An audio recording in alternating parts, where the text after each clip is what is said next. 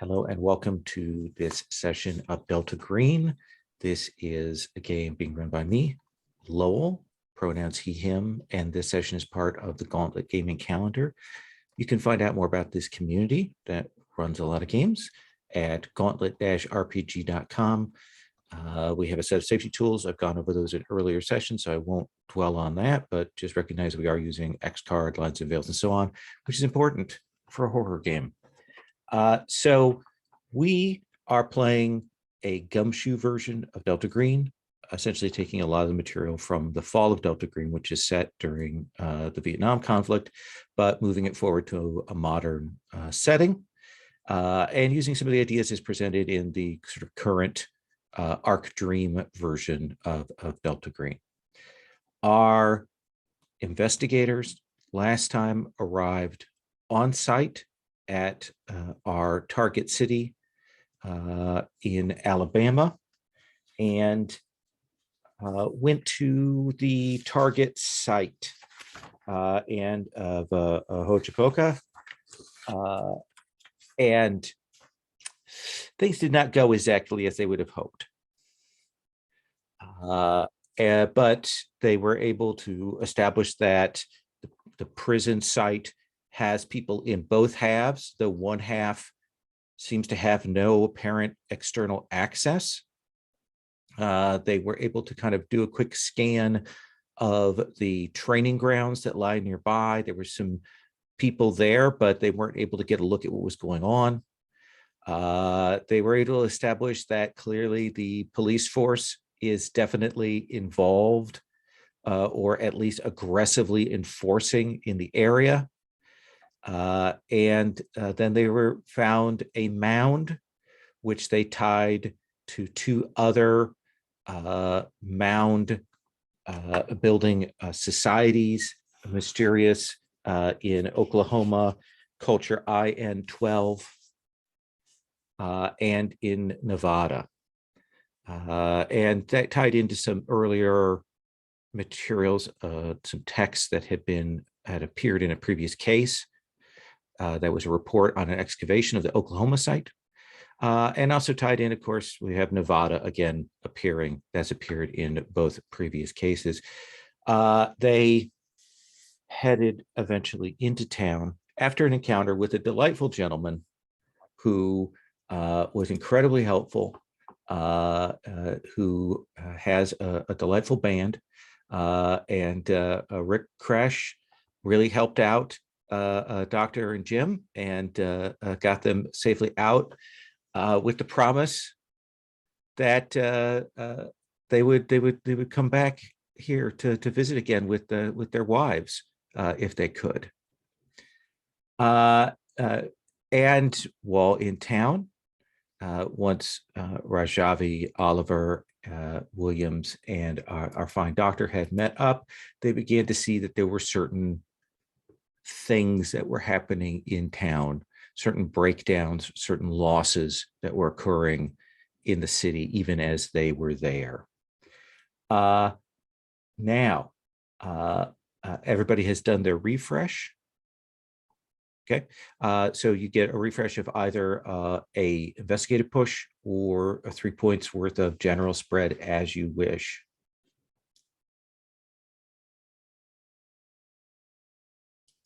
I'm going to put one in interpersonal because negotiation reassurance was so useful last time. Kind of burned a little bit through that, yeah. So where we left off last time, you are in town.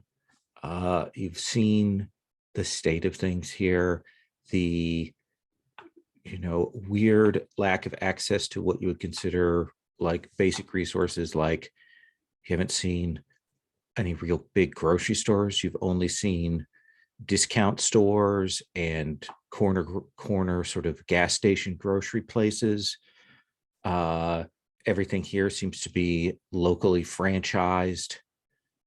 You haven't seen any real actual restaurants like locally owned kind of family restaurants or anything like that down here in the town. And I think I mentioned that there are cars around here, but many of them have the Uber, Lyft, Grubhub, like all of the sort of the gig economy things on them throughout. And down here in the town, and we'll call it the town versus the ridge. The ridge seems to be the upscale on the hillside area, the wealthy part, access to the private airport. Looks like there's a private back delivery routes for Amazon and things like that. They have a charter school up there, all of that kind of stuff. Down here in town, a lot of police officers, a lot of squad cars patrolling around. And while you're in McDonald's, getting yourself a overpriced breakfast, someone dropped a napkin with an address on it and a cover name. The cover name that you know was being used by Agent Noragula, part of the team that was here that you're looking for from 2 years ago. I left out anything vital. Okay. No, but I have gone full fanboy since last week. You need to see that episode. If you're watching this one, you need to watch that one twice. How do we want to handle Agent Williams' absence? I'm prepared to just have him in the background. And if you have a task, like a discrete task you need done, like going to research something or creating a distraction or something, you can set him to that and assume that it is completed. Does that seem fair? Yeah, and then when Paul's able to come back, there's always the love letter approach, isn't it? You know, what did you investigate? What did you find? Absolutely. So you've been given this note. You have a car that you've gotten, and it is, I believe you still have you're in Susan's car, the one that hasn't been noticed by the local cops explicitly. But you've been given this address. So what do you want to do? Could be a trap. I mean, I'll be honest with you, I'm less interested in Noraluga.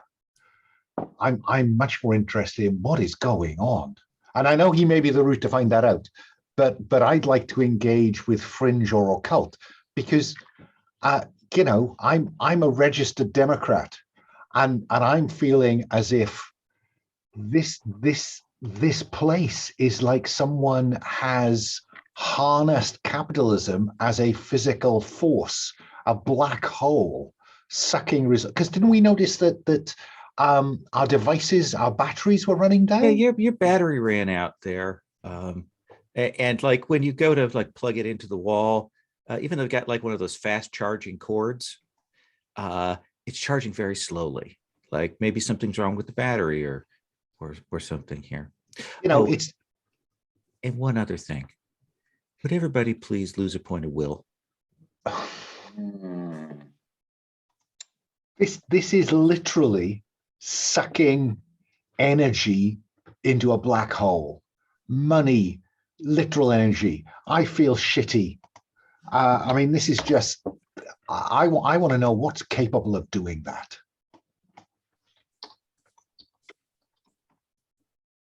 I mean, we just feel a bit drained, right? We don't physically know that our willpower. No, but I do correct. feel shitty. I feel like, I'm losing the will to live here because this is just so depressing. You also, you didn't eat anything really for breakfast.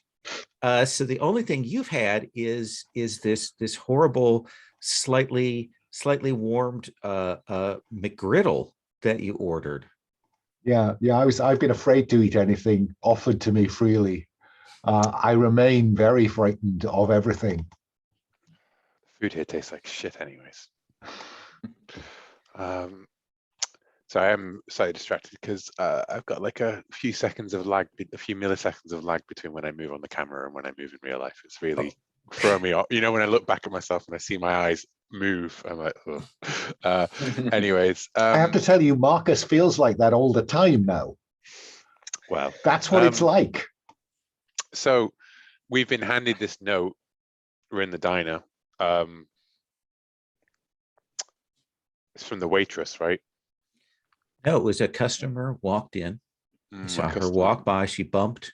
She dropped that in there. She went up. She got a small coffee, and she left fairly hurriedly. Again, Hispanic woman, in and out pretty quickly. And Naragula was his code name was the one that we used in the hostel or in that motel. Yeah, and you got something of a reaction from the desk clerk. He wasn't revealing anything, though, was he? This time is tonight, right? Like, we got the address, we got tonight as a time. I don't think there's a time listed. There isn't on a time. It. No, there isn't a time. We got to follow this up. If it was the cops, because the cops are clearly in on something here. If it was the cops, they would just take us. They wouldn't need to do this cloak and dagger shit. If it's them, we don't know anything about. But the last person who we saw from Azimuth Prime murdered 4 other agents. So we got to go. Jean's going to volunteer to be the one who's going to go in to the address. and just Jim's going to keep watch, I think. Right now, Susan and Jean, you are the only ones that are carrying weapons. We're going to swing by the motel and pick up some weapons and a Kevlar vest as well. Okay.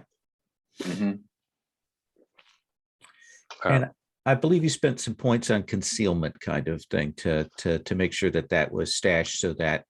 Yes, I did. Yeah. Yeah. Because someone has very clearly, with a lack of professionalism, come in through here and taken a quick toss of the motel room. Can Susan maybe put her, what is it called? Like talk to Evans about this weird curse, because we all realize that something is going on, and we know a little bit about this weird the culture that is related to the mounds. Would it be possible to, you know, use some kind of combined, maybe make a pool of occult of fringe? Well, I think what you can get with occult and fringe, let me give you some basics, and then you can tell me whether you want to follow up on that. And this would be maybe downloading, you know, the doing that search here and doing the text and things. One thing you will note is that the internet is very slow here.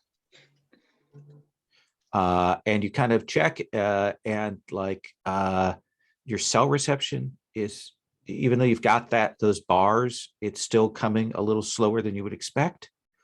But I think the thing with the mounds is it's the notes from the earlier stuff are about some kind of weird subterranean legendary race that had highly sophisticated science and worshiped these dark gods, and they were a different biologically. They could change their forms and they could pass through things, but in terms of magic and what you're seeing here in the curse, is like there's no strong connection. Like there's no vibe that you're seeing there immediately. Like you're pretty sure that there are pieces that you don't have. Okay, cool. Like I think that's like you can see the puzzle, and you can see that there are big gaps within it when you kind of look at it with your native occult and fringe. And I don't think you need to make a spend for that. Cool. Okay. Then let's go and see this guy. So Jean is going in, and should Susan stay outside and take, like observe the place? Jim's going to be our eyes, wider eyes. Okay. Like on an Overwatch. Okay. I think Susan should be perhaps. I think Susan might be like guy on the door kind of thing, like close up, ready to burst in kind of thing. But Jim's going to provide us with a sort of like even for, we'll have two observations essentially, right? Like close up so you can come in and help, further away to sort of tell us if anyone's coming, like a cop car or something up the road. Do you want to come in, Susan? I mean, if I'm at the door, I'm as good as in. Well, as I said, If that Jim's something- watching it. It's just because I realized that we can't actually rely on Jim to come in guns blazing. Like that's going to be a very the NPC comes in. The NPC, if you set Jim to Overwatch, will alert you Yeah, okay. if something rolls up on the location. Okay. So why don't we put Jim in the car Hmm. for the swift getaway if we need it? Jim's in the car, swift getaway. Dr. Evans? I want to meet this man. There's no question. Cool. I am cautious about not having somebody with a gun outside ready to come in and shoot everybody if it all goes sideways. But let's all three of us go in as a unit. Now, standard equipment in the bag, meaning that there are cuffs, there's a couple of spare guns, so another couple of handguns, maybe another burner phone or two in there. Is there anything else that you'd like to have in that bag that you want to take with you that you want to roll preparedness for? Yes, I'd like to have some injectable sedative. Okay, let's have you make a roll with preparedness. I think difficulty 3 for that to be in there. That seems like a standard thing. I'm still going to sacrifice 2 of my 8 preparedness. Okay. And roll +2. 5, 6, 7, 8. 5, 6, 7. Sorry, 7. So I think you've actually got a kit of about 6 decent, fast-acting sedatives. With a kind of a wide bore needle, so it's kind of hard to break them. So that if you get in combat with them, it's going to be harder for them to like smash them or stop the injector or so on. They're not going to be subtle. No. If you stab somebody, they're going to be aware that they've been stabbed before they go out. I want my vest. Okay, let's have you. When we mentioned you can roll for that. Mm-hmm. That is something you mentioned before, so I will again set the difficulty at 3. Yeah, I mean, I think that FBI vest is normally in the back of a car. She takes it with her everywhere she goes. Otherwise, fair enough. Yeah. Damn! I already spent 2 points on preparedness to stash these things so that they didn't find it when they broke into our hotel. Can I spend a push in Agency? Yeah, agency to create a pool with preparedness for FBI stuff, basically. That seems fair to me. Yeah. So pool. If you're doing that, what else do you want? That would be standard FBI. That'd be beyond the vest. Taser. Okay. Make that roll. And if I return to this pool, if I leave something in this pool, I can say that I've thought of another FBI piece of kit. Right? Yeah, absolutely. 100%. Cool. I'll leave it in that pool then. I'll leave one in that pool. And that's an 8. Oh yeah. You've got 2 vests and you've got 2 tasers. Nice. And the handgun that I have anyways, which is the drop piece. Susan, is there anything you want to have either technology wise or gear wise that you want to make a roll for? mean, you can make the roll later, but just to off the top of my head, I want to check in with you on that. No, I'm Susan's cool. Okay. Doctor, I'll hand Dr. Evans the vest. How does this fit under the arms? Take your shirt off. Oh, of course, yes. And you know, it's a heavy thing. Like these vests are not light. You don't have the additional. I don't know if any of you have played with like police vests or anything like that with the metal plates that they have as like reinforcement. You're not using those, but it's a good basic vest here. Yeah, this isn't full on a tactical clear and breach. This is the one that you wear under your shirt and hopefully don't get shot in the first place. Yeah. So you will go in Susan's car. You will drive. You'll do a quick, you know, like moving around the area. You know, this is standard procedure to check out, to kind of go, okay, there's the alley, there's the exits if we need to get out, you know. And you will notice that these are all very kind of modular homes, very standard, very cookie cutter homes all along here. You guess all probably owned by some sort of property agency. They have a, you know, like a small side garage that's between like two homes. And you'll see there's a driveway that comes down, and the house that you're going to, you'll see that there looks like a teenager of some kind who's kind of sitting squatted on a skateboard, sort of sitting there in the driveway, like playing on his phone and looking up from time to time. Definitely has the look of someone who is a lookout right now. I'm convinced I'm the least suspicious individual. So I'd like to approach this young man because I'm having difficulty with my phone signal. Like, you seem to have a signal. So park the car. Susan, Jean, you've gotten out, but you're kind of hanging back for a second, kind of that. Dr. Evans will cross the street. When you kind of cross the street and start approaching, this guy looks at you and he sees that you're kind of coming in, and he will pop up off of his skateboard, doesn't say anything, pops up off his skateboard, grabs it up, and he walks down to the front of the driveway where it meets the street, and he gestures for you to come, and he points like in front of him. Oh, hello. I just wondered if you could help me. I seem to be having some trouble with my phone signal, but I noticed that you seem to be fine. Which service are you with? I just want to engage you in conversation. Really. He says, there's only one service. It's the city service. Oh, I see. And do you find that, I mean, because, you know, I show him, you know, I've got the full set of bars, but I seem to be just struggling to get a fast connection. The phones, you know, they're not reliable.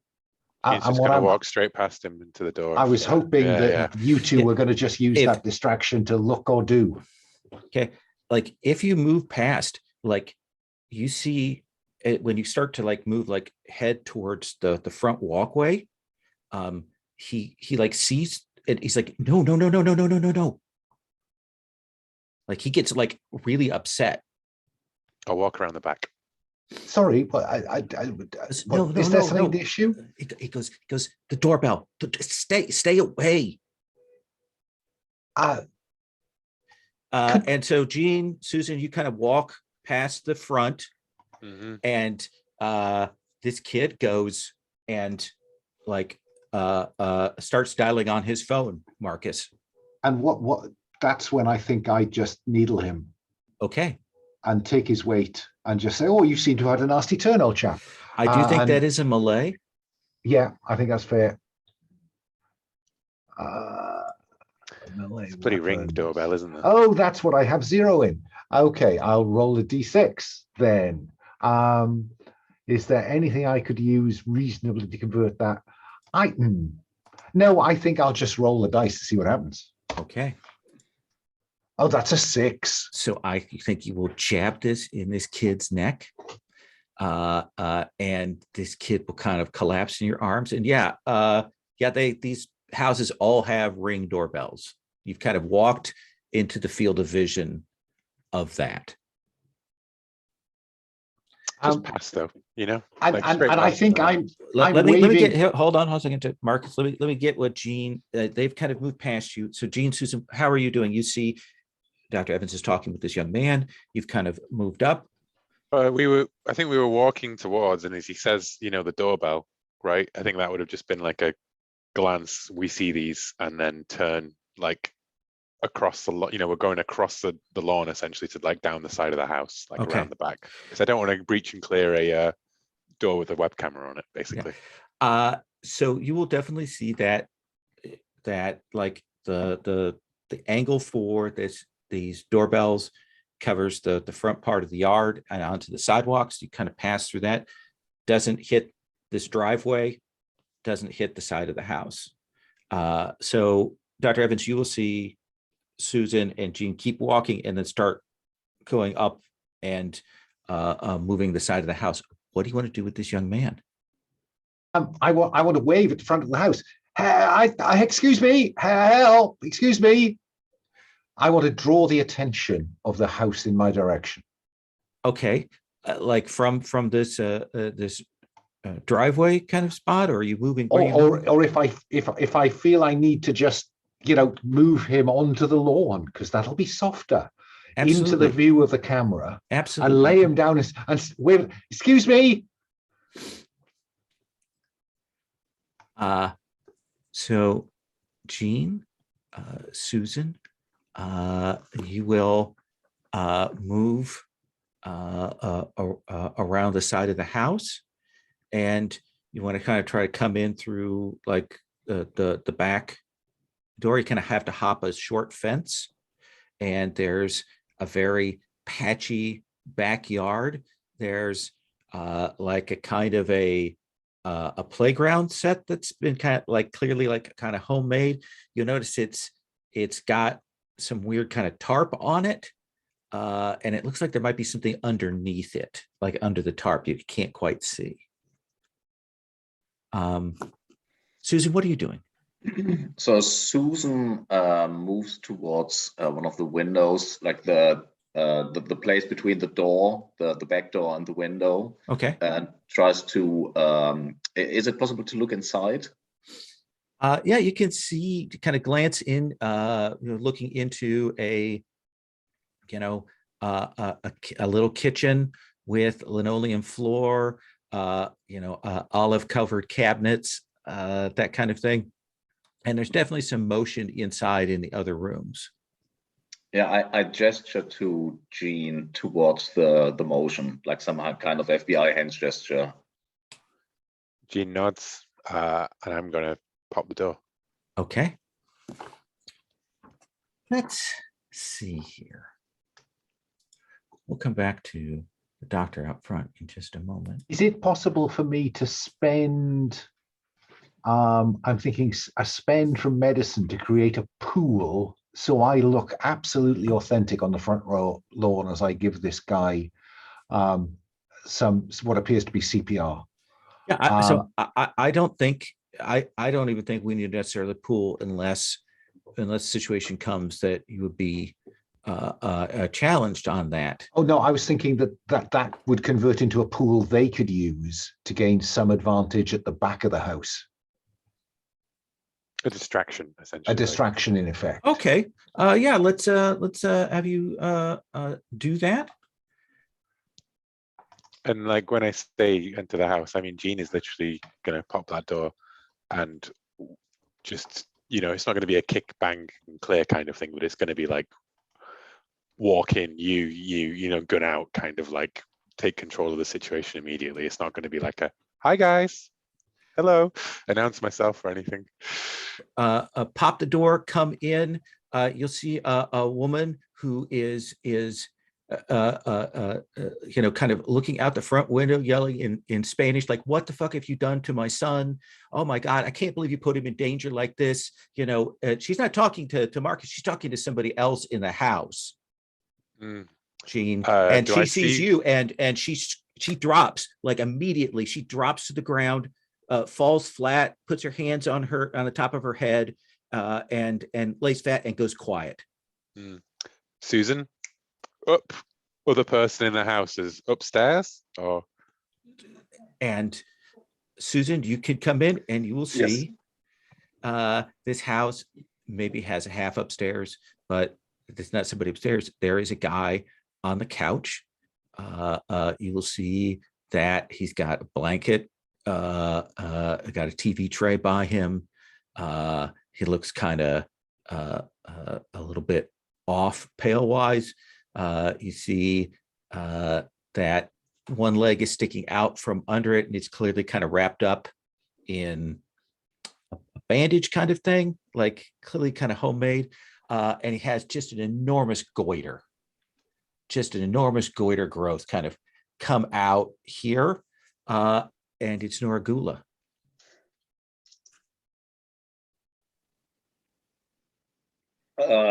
Susan approaches him with the gun drawn, and she says, "You've been missing for years." Is that true, by the way, out of the... Yeah, 2 years. So he doesn't know who you are. He sees you, you put the gun, and he goes, "No habla inglés, no habla inglés." we're with the group. What have you done to her son? He's just sleeping. He's out there to help you come in. But did you go in front of the door? She can deal with that. I think I did. She goes, they watch everything. Susan, I'm gonna need you to go into that. Make sure it hasn't sent any of its last things. Track it down. You can crack this. Yeah, take his phone. Yeah, toss the phones, like to both of them. Toss your phones. You toss your phone. You go out, help the doctor bring your son inside via the back. Oh no, via the front. Screw it. Susan, you're going to clear that. You're going to take out that thing because you're a hacker, basically, right? So, like, we're going to get you to hack that ring thing because they won't be whatever they stream it to. They can you can probably clear that or it won't be sending it every second. I asked the guy, who is watching and how are they watching? The landlords, everybody, they keep an eye. It all goes. They know. They keep an eye out. You can't like this isn't my place. Yeah, you can't they enforce everything, and then they stop by. So that's what they do. Do you know that you're part of the program? Because you were asking, I figured you must have been somebody. We got a call that somebody was asking for the cover name, and you weren't local, so I knew it had to be somebody. You guys are the only ones who would know. We need to get this under control, Rajavi. Rajavi is definitely completely out of it at the moment. You need to get that video. Okay. Dr. Evans, can I have your roll sense trouble? You can. Let's see, where am I with sense trouble? I am not. Oh no, that's okay. I will spend 2 of sense trouble. Okay. To get a whole 3 in toto. Okay. You maybe think you saw a patrol car go by the end of the street. Then I think I will get this kid up as best I can and move him towards the front door. Okay, so you kind of pick him up. You notice people looking out from other houses here, but no one is coming out to help. No one is saying anything. They are just looking out and watching as you drag this unconscious, 18-year-old, I mean, scrawny, maybe he's 110, 120 pounds, young man, up. His skateboard like rolls down out into the street, and you kind of are hauling him up. He's going to be out for about an hour right now.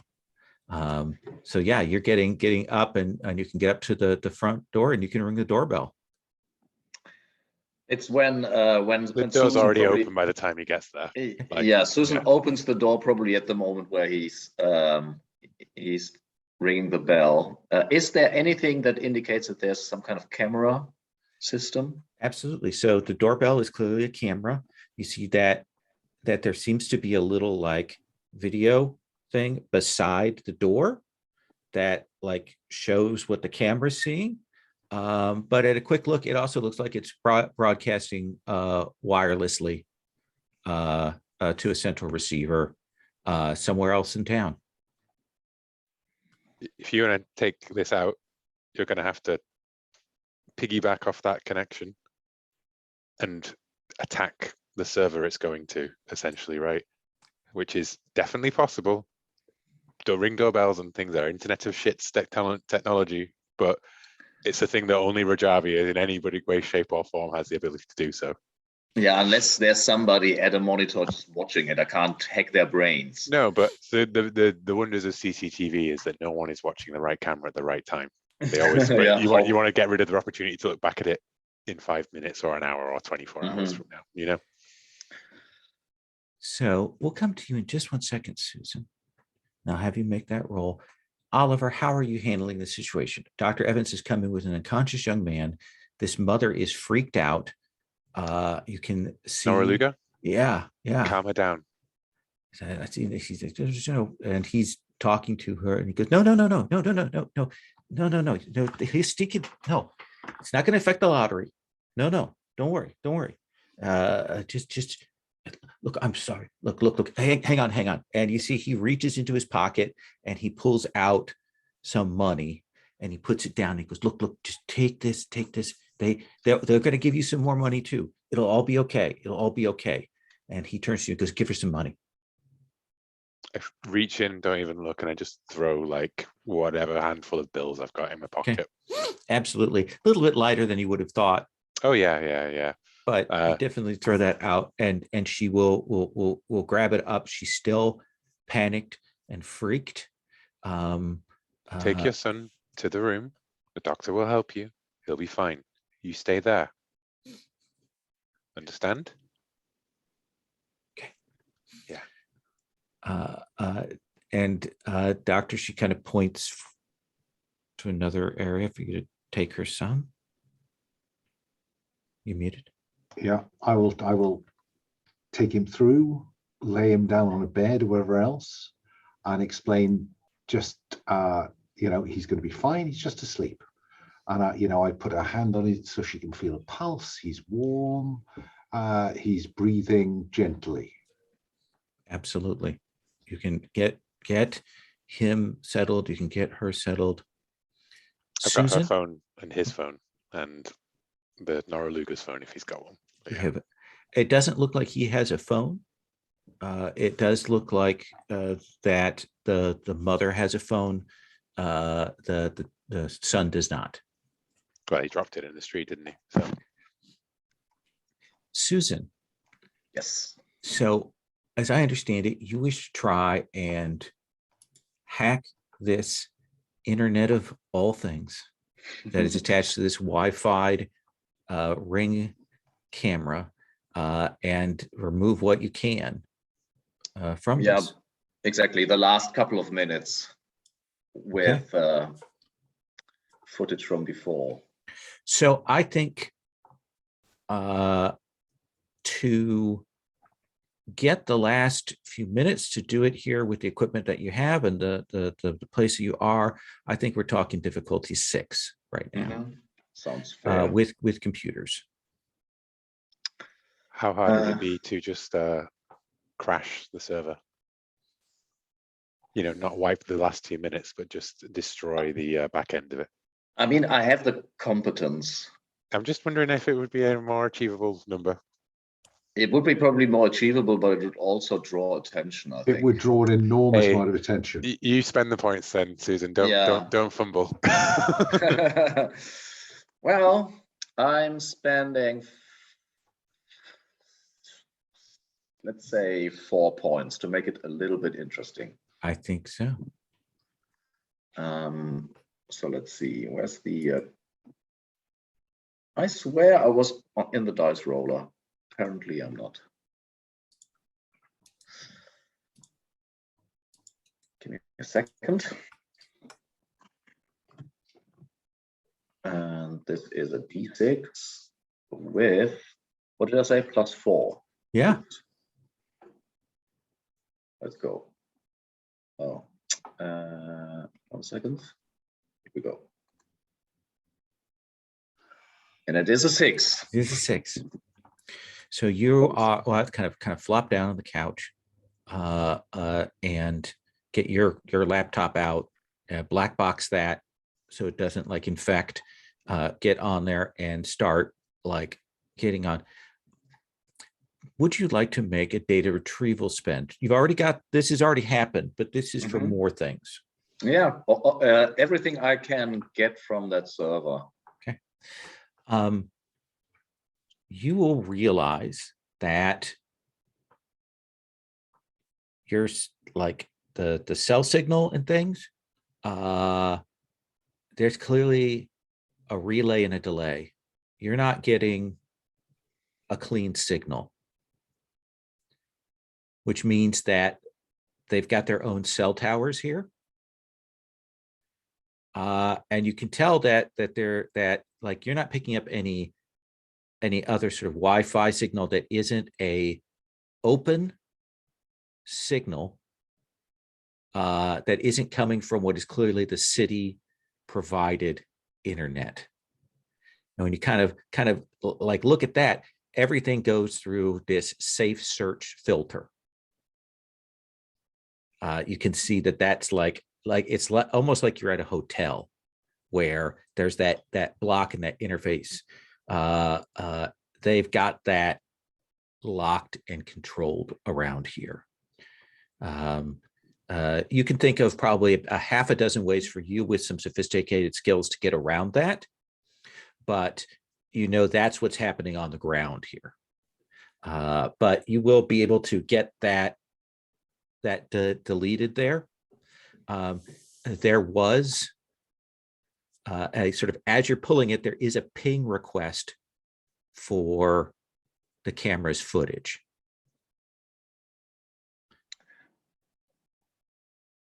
And so would they realize that something happened?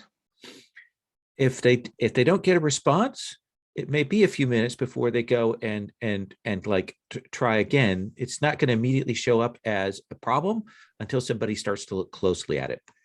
If you'd had more time, pinging, right? Like yeah. it's not someone saying I need to see that footage. It's the system. Oh, it is. Like, no, it is. Fetch request. It is someone saying it that. is someone asking for it. Because they're asking for some follow-up based on the fact that I botched that spot. So that cruiser has called in saying, can you check number 85, blah. I just think I saw something happening. So it's a request, isn't it? Yeah. So Susan, can you cobble together, can you join the ends seamlessly? I mean, can I ping them back? Can you ping them back? What would you this would be a data retrieval spend. What is it you want to know? I mean, I just want to, like, they are checking in, is everything okay? Is that what I get? So here is what you'll get is clearly there is like probably a server office that is catching all of this stuff. There are probably people there, and you guess cops and maybe landlords and other things can get onto their app and look at footage and probably roll back the footage to check on it. And so what's happening is there's a police cruiser where the cop is punching on his little data pad. He's pulled up the app, and he's looked at the footage for number 84 Charing Cross, and it's getting him an error. Yeah. Could I send like some kind of, I don't know, a message back, like an automated thing that just says problem resolved or something, or like something like connection issue resolved or something. And then when he pulls up, what will he see if he goes back to look at that footage that you've deleted? Well, an empty front lawn. Yeah, the idea was that to use the last 10 minutes before we arrived, so to we got it in a loop. So 2 tasks you've got here in one computer roll. You've pulled the footage down. So we're going to do this in another roll because it is sort of a separate thing. You're trying to spoof the footage such that you've got fake footage in the way, and then send a like connectivity message so that it doesn't look out of order. I think this is a much easier task now that you're in the system. I'm going to say this difficulty 4. Cool. And I spent 2. Let's see. Where's my computer at? I mean, if you spent 1 more, that would be a surefire success, wouldn't it, Horst? So you have to Yeah. only spend 2 just to have that element of danger in there. You know, it's a game. Exactly. You're Where's losing my dice money roll? not spending just that. What did I say? 2, right? Said 2. And roll. So yeah, That is 5. I think the camera cuts to a police cruiser where he's like, "Oh God, this freaking thing," and then it like gets a little error message up there, and then he does a thing where he goes and pushes to call back to play like the last 10 minutes, and he'll just see the lawn thing. And he doesn't put together that he did see something maybe out of the corner of his eye on that lawn. He doesn't see that now on the video, but like he doesn't care. There's nothing on the lawn. He doesn't have to do any work. Who disbelieves video these days? He rolls on. So we cut to the 3 of you in the house with Nora Gula. The mother is in the other room with her son. And he says, my laptop, all my kit, all my gear, all that broke like within a couple of weeks of being here, and you can't get any of that shit around here. Why didn't you just walk out? And he'll lift up his leg and he will show you, I got hurt. And then that cut got infected, and now I've got gout, and it's a fucking mess. And they watch it like it's a long fucking walk. Okay. And they keep an eye on things. There's only one road in and one road out. And I thought by the time this was all fucked up, I thought I could stay around and find out what happened. I thought I'd just go undercover. I'd be here for a little while, but then it just gets to you. And no, did you get injured? No, I was just walking through one of the houses. I was couch surfing. People don't want to help you, but you can convince a few of them, and you can do some things for them. You can fix things around their house. You can do that. And one day I was just walking and I put my foot down on a fucking nail. And like the next day it was swollen up, and I couldn't go to a clinic, and nobody had anything to like clean up the wounds and stuff. And another well, you're in luck. We brought a doctor. I'm much more interested in the goiter.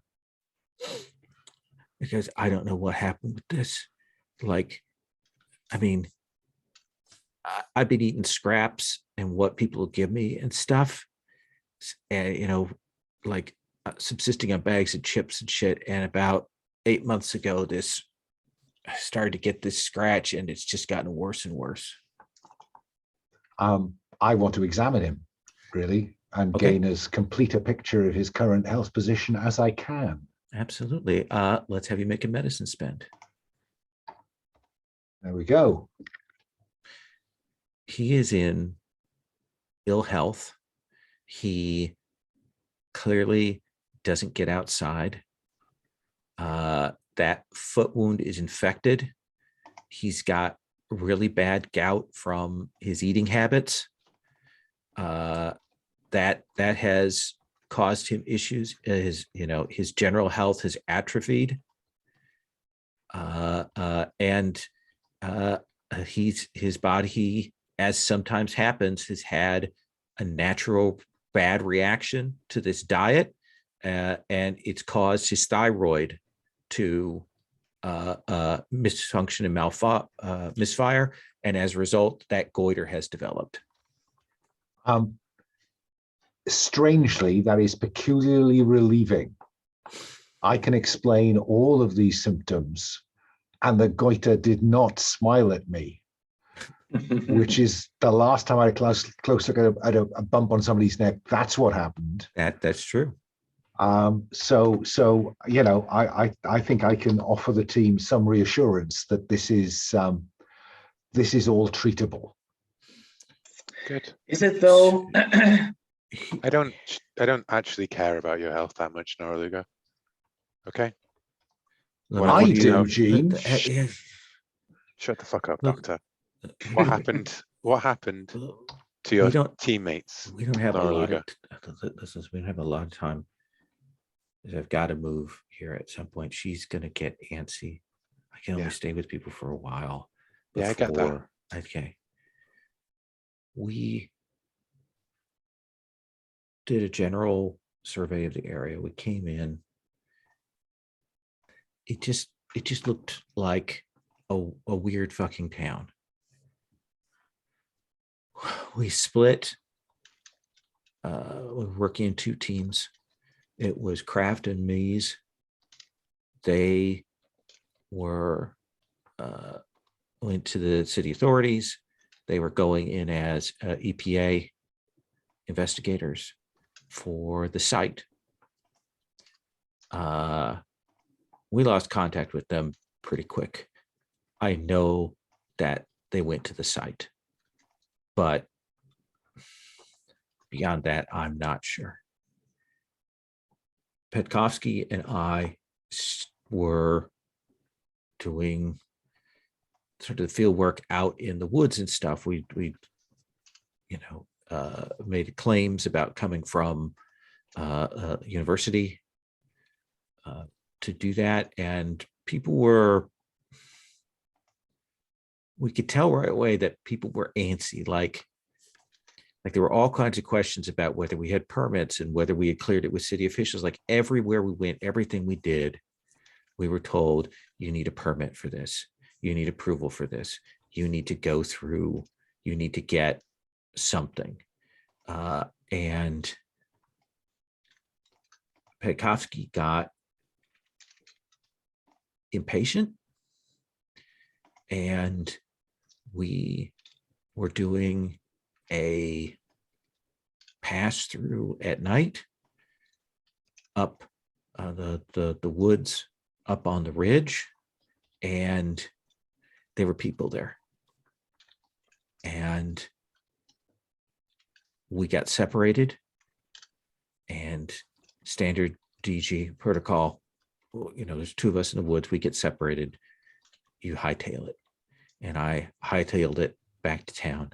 And when I got back to town, I tried to do the standard like comms drops, message drops, those kinds of things. And I waited a bit. Petkovsky didn't show up. Mies and Kraft weren't there.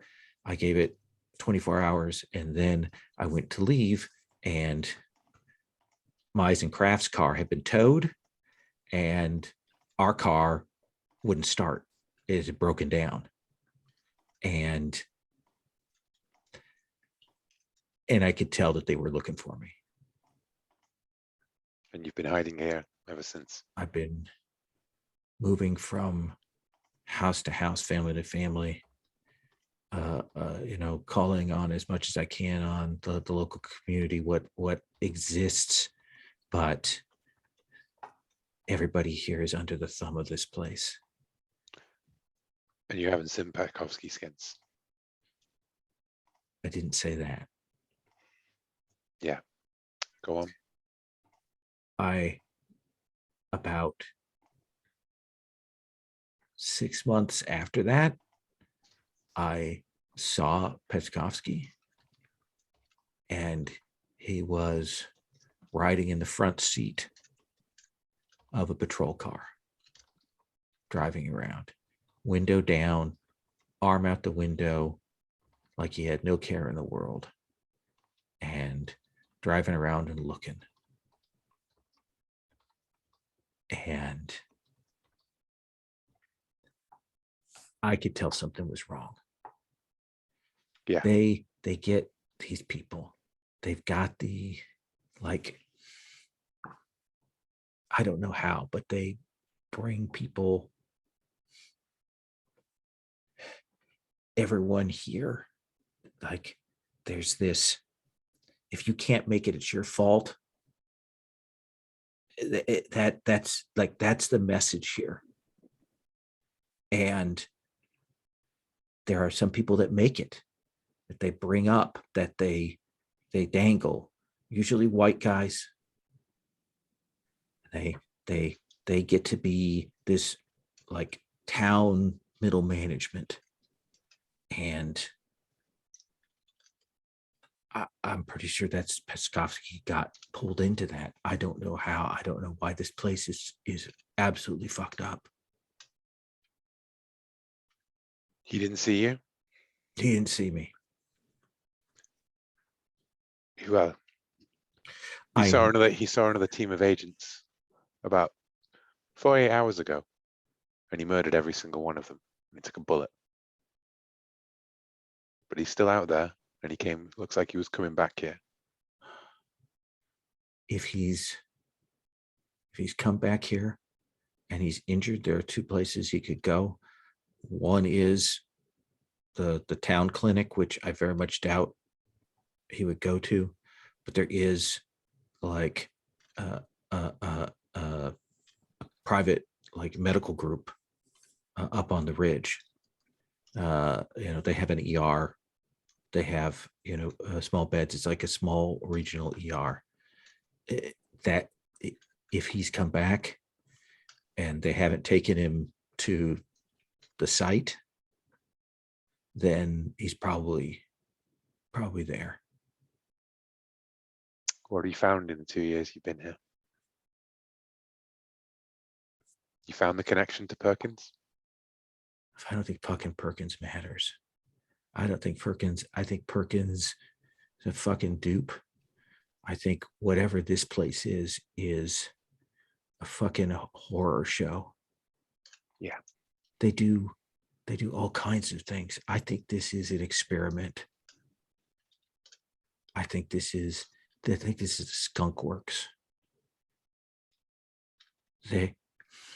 I know people work at the factory, that the facility out where the prison was. And I know that people sometimes are promised to get ahead. There's only 2 schools in town.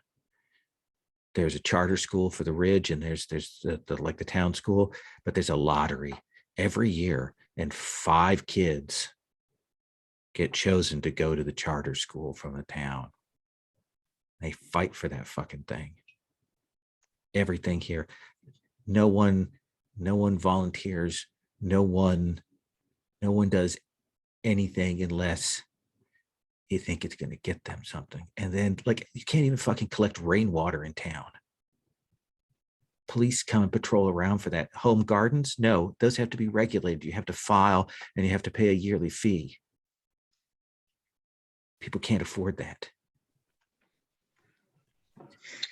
That doesn't there's something else. There's something else going on at the other part of the prison. There's a tunnel that runs from the front block to the back block, and there's something going on there.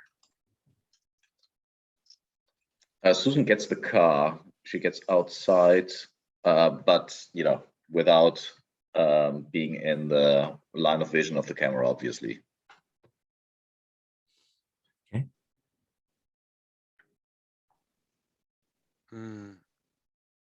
What are you doing? What's your intent with the car? Yeah, we need to leave because he can't stay here. You can't stay at the hotel. Well, we need to move. We do need to move. We leave. He can't stay here because he's a risk. He can't move on his own. We need to move him. Because I know there are a couple other people I've got lined up that I could go to their place and crash there. I don't want to put your team at risk. You need to leave. I don't think I'm ever getting out of here. I think this town stays with you wherever you go. And I'm afraid that maybe you three have been here too long already. Let's take 10 minutes, shall we, for a break? Perfect.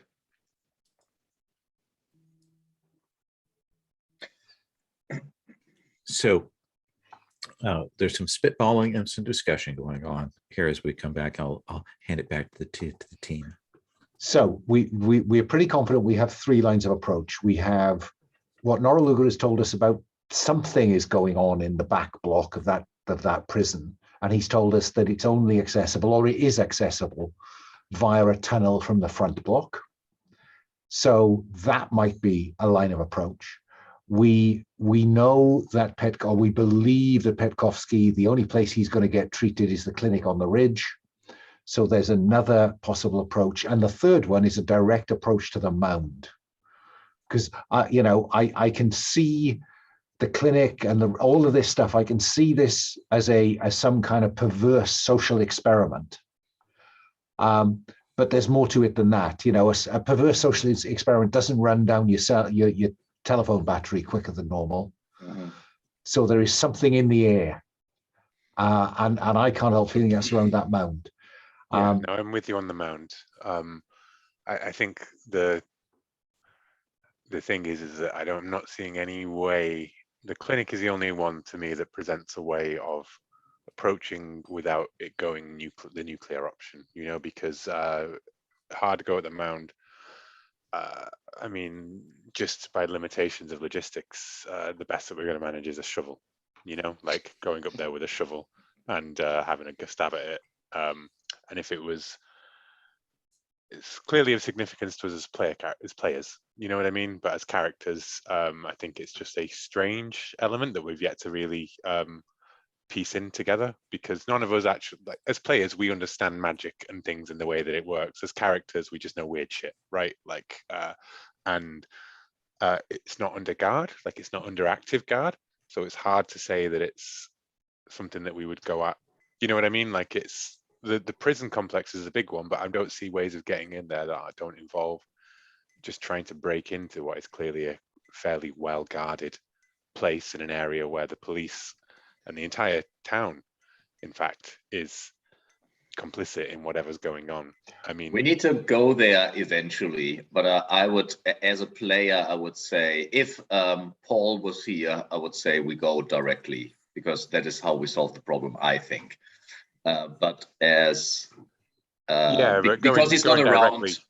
Going directly, I'm struggling to think of a way of going directly that it isn't essentially just a suicide mission, given that even if there was 4 of us, we're dealing with at least 20 policemen who are on this payroll. I saved my preparedness for automatic weapons and, bazookas. For a Chinook, right? Like with bay window turrets that we could easily infiltrate from. So There is Can I an can I alternative offer a option. way of doing both? Mhm.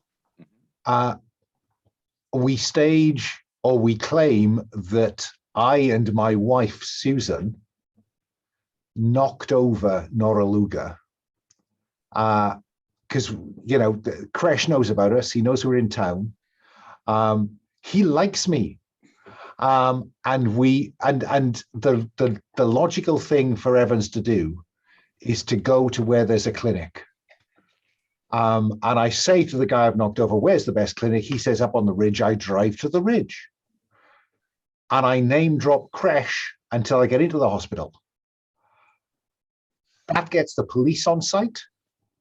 It gives Susan an opportunity to kill Petkovsky. Thanks. And then we have a way into the prison because the police will arrive at the hospital to collect Noraluga. And I insist on going with him because I really want to see how this works. That sounds like a mad plan. Tough shit for Noraluga, I guess. Well, he's already told us he doesn't want to get out. And I mean, at least I go with him. I maybe even get him some treatment on the way.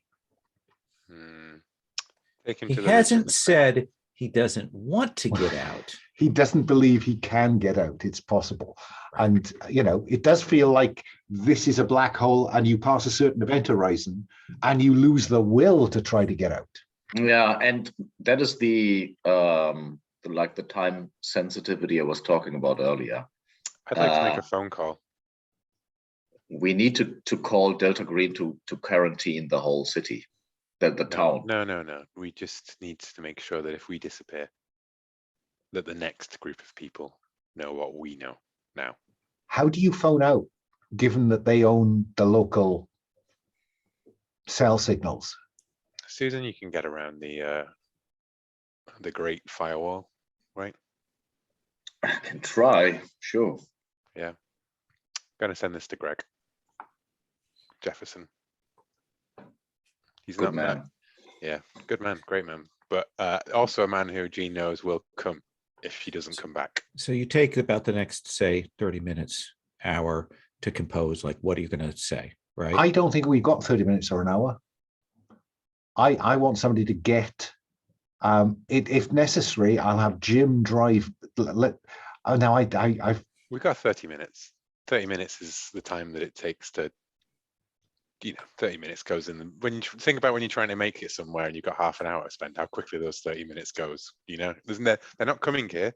We've got 30 minutes. We're under no time pressure beyond this next. This So let's do that. Station. Let's do 30 minutes. Put together a briefing as best you can. And Susan, you're going to try and crack this firewall to upload a clean, untraceable copy of this file. I think that's computers again. So, and I do have 3 left, I think. You could easily, with data retrieval, create an additional pool to bump that if you wanted to. Can you walk me through the process? I heard this make a pool a couple of times. So what it means is you can spend a push from one of your appropriate pools, technical, interpersonal, or academic, if you have the right skill. So let's say I spend a push from my data retrieval. Yeah. That'll create, you'll spend 1 push and it'll give you 3 points as a general spend. Then. Okay, cool. And I will use them on computers, obviously. Okay. Okay. And now I can also just use points from the computers. Yeah, absolutely. Difficulty is 5. You've already got 3 that you've spent from this pool. I spent another one from computers. Okay. And so that's 4. Yes. Okay. Modifies 4, and I roll. Did I roll? No, I didn't roll. Oh yeah, No, but that is 2d6, I think, for some reason. no, that's wrong. This is actually like one of the easiest things you can do is get outside of a great firewall thing with any kind of access to the internet. It's very easy. Just The make tension is killing me. just make a 1d6 roll with the +4. Dun dun dun. It's a There you go. 9. Oh yeah, you're good. You're in Nice. good shape. You will get this information. You'll get a clean path, and you'll upload it in such a way that it will go to your intended recipient with an additional like timed backup in case something happens with that first copy. That it will also send to the same parties, 48 or 72 hours later as well, just to build some redundancy into this. Dr. Evans, I need someone to help me get Nora Luger your into the phone car. rings. Oh shit. Hi there, Marcus Evans. How can I help? Look, you see the caller ID says Hills. Hills.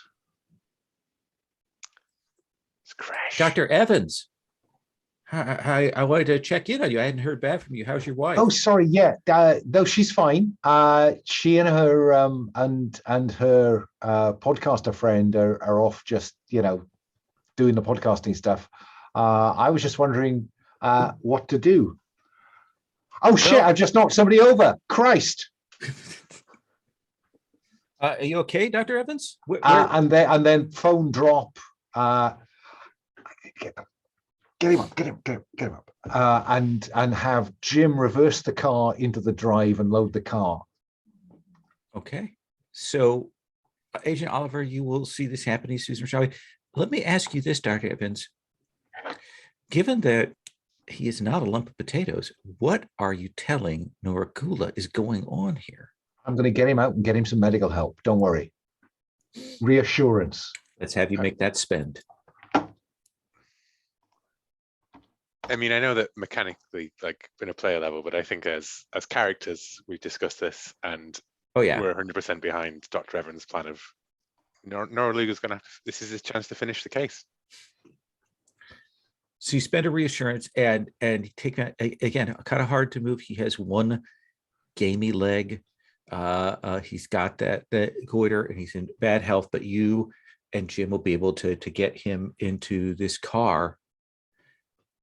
And assuming that you reverse out, you can go towards the clinic. But I need to know. And of course, kick one of the headlights in. And Jim and I head there, leaving the podcasters. I will ring you three. I will ring your number, Jean and Susan, 3 times.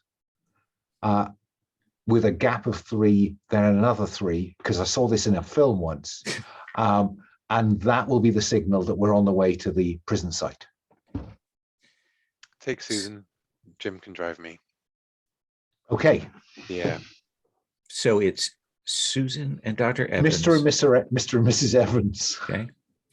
So Evans and Rajavi get in and are heading up towards this clinic. What are You're you going to doing? ring Dr. The Hills back again and go like, oh, I've hit this guy. I need. I'm sorry. Where can I take him? Rick, I'm terribly sorry. Sorry about that. I'm driving. Apparently, there's a clinic up near you.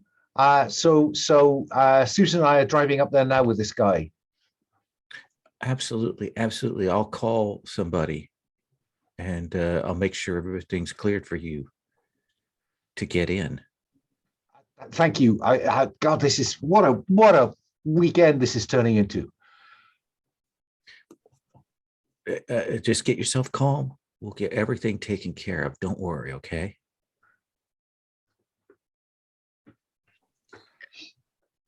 What are you doing, Agent Oliver, as they drive off?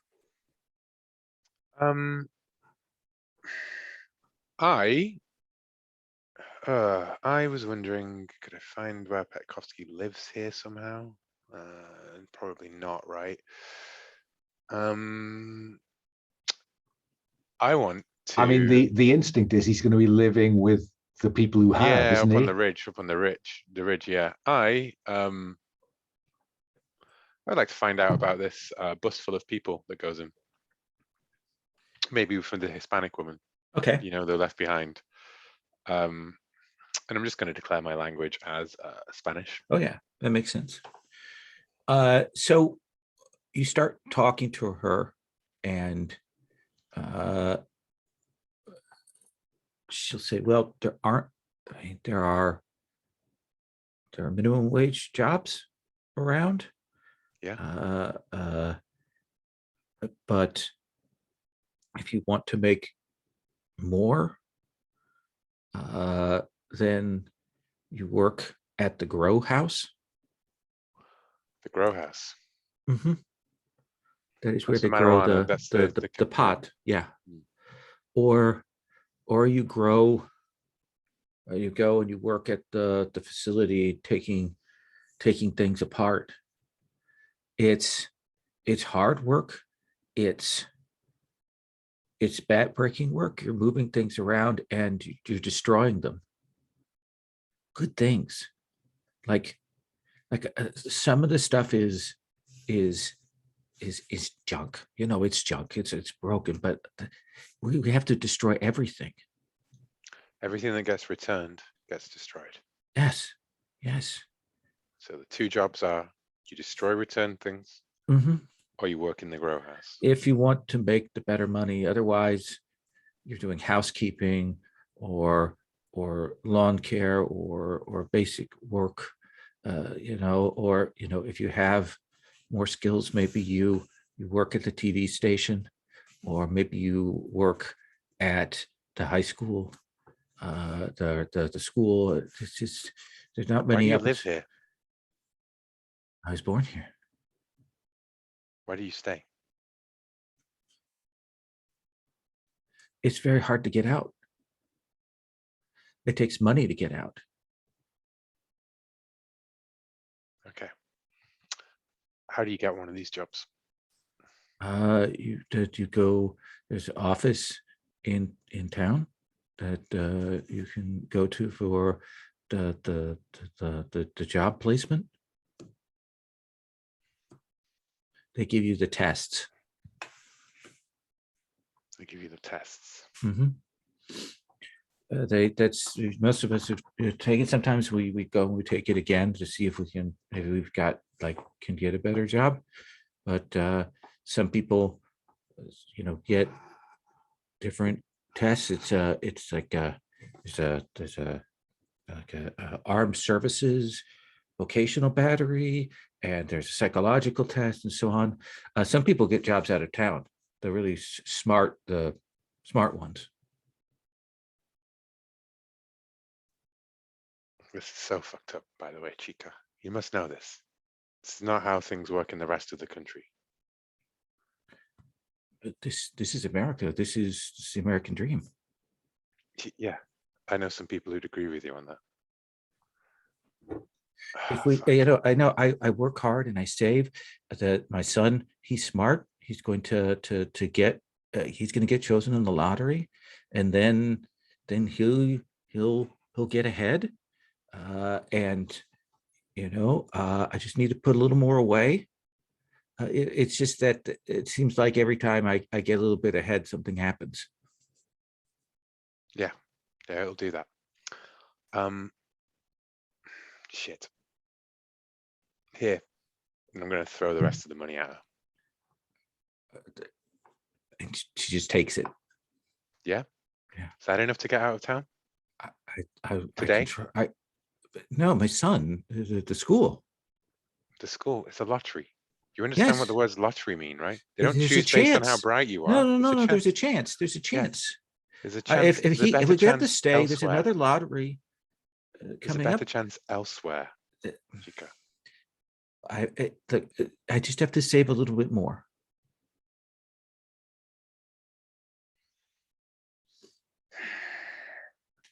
Okay. Can I have you make a sanity loss here? Yeah. I think this is a 2-point sanity loss here. 2-point sanity loss. Can I spend anything to make a pool for stability? Is that a thing I could do? Can't spend to make a pool for stability. Okay, You fair enough. could conceivably just spend one and hope you don't roll a 1 on your test. Yeah, I'll do that. I was mainly wondering because of things like how can I make pools with things like fringe and stuff that will be useful, you know?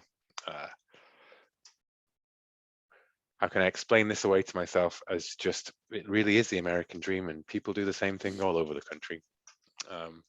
Yeah, lose will instead. Yeah, that'd be fine. Don't use will for anything. Jean's going to shoot herself if she ever picks the magic book. Yeah. So you just spend 1 Mhm. off of stability. Mhm. And I think you are you will please put under adapt to helplessness. Please change that number to a 1. Nice. You don't actually want to be adapted to things, even though the player in you goes No, like, I want to be adapted to stuff because then I don't have to worry about it. But you're like, no, that just means you're broken in a specific way. exactly. I think going for a job and everything is going to take more time, put me on the radar. I don't see any ways of doing things that won't put me on the radar because everything in this town is essentially a She does say like about town. the facility, like you kind of ask around about it, and it's you just go and you clock in with your card there. Everybody has a work card, Can I and borrow she'll yours? show you it, and it's literally just an RFID card that is like has the like the city seal on it and stuff. Can I borrow yours? She I mean, looks I at the gave you that money that you've thrown her. I think she'll, but I'm going to need that back. Yeah, well, I won't need that if you lend me this. She'll hand you her card. Is there any criminal element to this town? Because I mean, from a legal perspective, this whole town's a criminal element. What I mean is that, like, is there a black market within this libertarian paradise? There are people who don't fit in. Some of them go crazy. And then sometimes they kill themselves. Sometimes they die. Sometimes I've had to clean up one of those houses. I don't know how they killed themselves. It was horrible. They must not have found the body for a while. But then there are other people who get by. That's how I got the seeds for the little garden out back. Because Underneath the tarpaulin. Yeah, there are just some people I can give you the name of someone. Yeah, give me the name. Okay, that's where I'm going to go because it's somebody off the radar that I can talk to who's off the radar as well. And she'll say, you go, you text Lorenzo here, and here's what you need to say to them, and they'll arrange a meet for stuff. They do stuff like they go and talk to the truckers. And they arrange for the truckers to drop things off and things that fall off the back, that kind of thing. So I have her RFID work card if I wanted to go check in for a shift at the returns facility, right? And I have the name of this Lorenzo. I'll go speak to Lorenzo. Okay. I was desperately trying to think of things that I could do that wouldn't immediately scupper the other team's plans. Absolutely. Let's do Evans and Rajavi at the facility, and then we'll come back to you meeting with this informant. Dr. Evans, Susan, you will drive up past these beautiful houses. There are definitely some tiers of this. Like there's some nice houses, some very nice houses, and some super nice houses. You probably drive past the private airport where you'll see some private jets and things. There's a beautiful charter school with lovely grounds, and you see kids playing. A lot of white kids there. And it does look like there's some other sort of like boutique little stores that must be run by local spouses that are up here, and this very nice looking First General clinic. And you will pull in, and there are a couple of like nurses or orderlies with a like a gurney waiting there, and you will see that Rick Kresh is there. Oh, Rick, there was no need for this, but and I will, I will ignore Rick, Okay. and instead focus on being medical. I mean, I'm prepared to cash in some of that, medical I pool. think this is you making a either disguise or bureaucracy roll to like get him on the cart, get him inside, that kind of thing, and use the medical establishment to your advantage. You've got that 3-point pool that you may use towards that. I will spend all of that 3-point pool while looking over my head, saying, Rick, this is Susan, my wife. I extend a hand. I heard so much about you. He reaches out to shake your hand. Strong grip, a little clammy, but he's like, "Oh, this is a real pleasure." It was is Jim okay? Did he didn't come with you? He wasn't with us when this terrible accident happened. Okay. We'll have to call him. We'll make sure we have him bring his wife and have you over for dinner once we get this settled out. Why don't you and I go over here and let Dr. Evans do his thing? Well, Marcus said that you have been an angel. Well, that's very nice of him to say. I wouldn't say I'm an angel. He said that you're a podcaster? Yes, it's a passion project. Obviously, Marcus makes so much money that I don't have to work. But there's a lot of money at the CDC. Well, he's teaching as well, publishing stuff, and I want to give back. I want to see the country, the rural side, the salt of the earth.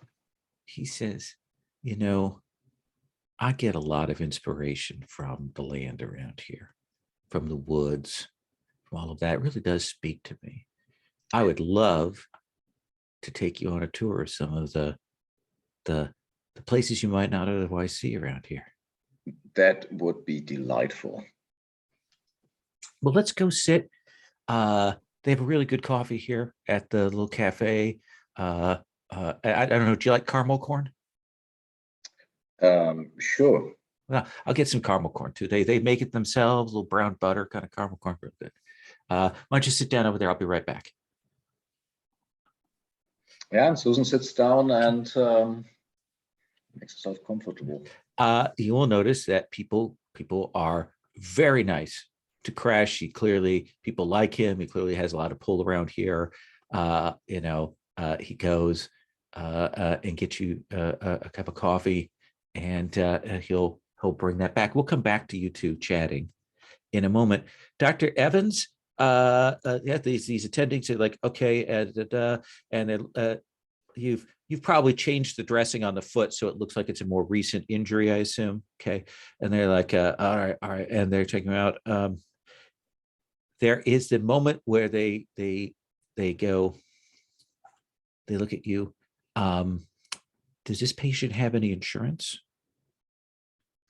I have to say I didn't check. I just feel liable. And is it possible that this could be covered on my insurance? No, that's not possible. Hang on. They like Mr. Kresh seemed to think everything was fine. Hold on. And they call somebody over who's clearly like an admissions person, and there's some argument back and forth. Like, clearly this is a poor person. And they see them talking to one another, and you see her walk over to the cafe. You're just about, he sat down, he's put the coffee down, and this person comes over and starts, blah, blah, blah, blah, blah, blah. And you see Crash kind of listening, and Crash goes, no, just take care of it. Just take care of it. And she's like, you don't understand, blah, blah, blah, blah, blah, blah, no insurance, blah, blah, blah, blah, blah. And Susan, you see the crack in his veneer, and he kind of leans forward and he goes, you will take care of this. Do you understand me? She's like, I'll code it under under 00. We'll get it resolved later. Yeah, that'd be fine, as long as it's taken care of right now. When he says that, like, does it have like a physical reaction on Susan? Does he have some kind of aura that people want to please him, or You want to make a notice spend? yes? Also, to maybe not look like not introspectively, but see how the people react to Crash. Notice spend done. I mean, could that be human? So you will see him when he does this. Like they clearly want to please him, but the American medical system is clearly even more powerful, and they're kind of pushing back against that.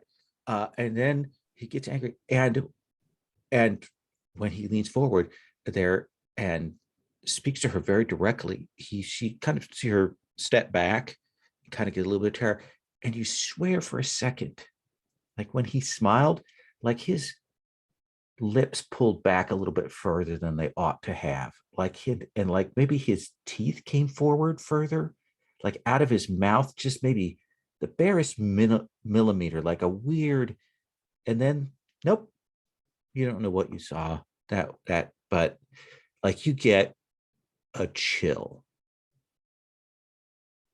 Does that seem fair? That seems very fair. She comes back and she goes, we're going to put this under a temporary coding. We'll get this settled in. But you're a physician, Dr. Evans, is it? Yes. All right. Let me get one of the doctors here to speak with you and get you visitation rights. And we're going to move him into the AR, and we'll worry about the financial paperwork here in just a bit. That's great. Just bring the papers with me when on. Yeah, great. Okay. And follow the gurney. Okay. And you can see that Noragula now has maybe realized that this situation is very bad for him. Don't worry, it's gonna be fine. Kay nods like you must have a plan. And they'll get him in, and you'll see a Dr. Barnaby will come over to you and say, I'm Dr. Barnaby. I'm the on-call right now. Dr. Evans, is it? Yeah, that's right. Yeah. I'd have said that there's, I'm seeing signs of poor diet. Looks like I'm not even certain that I hurt him, but I think there's something wrong with his foot, and I'm worried about thyroid function. Yeah. Well, we don't want to run too many tests, of course, because we can't afford that. But let's do some basic blood work and so on. And looks like the foot's the most. Yeah, if you could set up an antibiotic drip right away, that would be really excellent. Okay. And yeah, he will. Like clearly, someone has told him that he need to sign off on your visitation privileges, but he doesn't care. You're a doctor. You're a white guy. You just kind of come on over here. Yeah, I look like a doctor. Yeah, absolutely. And he will start to work with you. And let's just say that his attention to detail is not great. He gets the drip in, drawing the blood, has the nurse do things, that kind of thing. But he's also talking to you. I hear you're from Atlanta. Yes. How is the golfing there? The golfing is great. We've only got one course here. I mean, it's a grade 18 hole designed by Nicholas, but you know, I love when I get to fly to conferences and such and try out a couple of courses there. Yes, yes. And is it the same with you as me? You know, Friday afternoon is golf afternoon. Oh, absolutely, 100% here. You know, we didn't get into this profession to spend every hour that God sends looking after people. Right, right. You know it.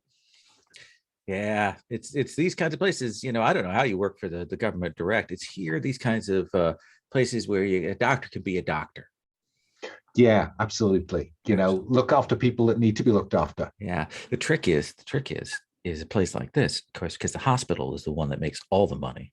So that's why you invest to become a partner in the hospital. So you're getting a cut of the profits as well. That's really how you make it here. Well, I've been thinking about what I want to do next.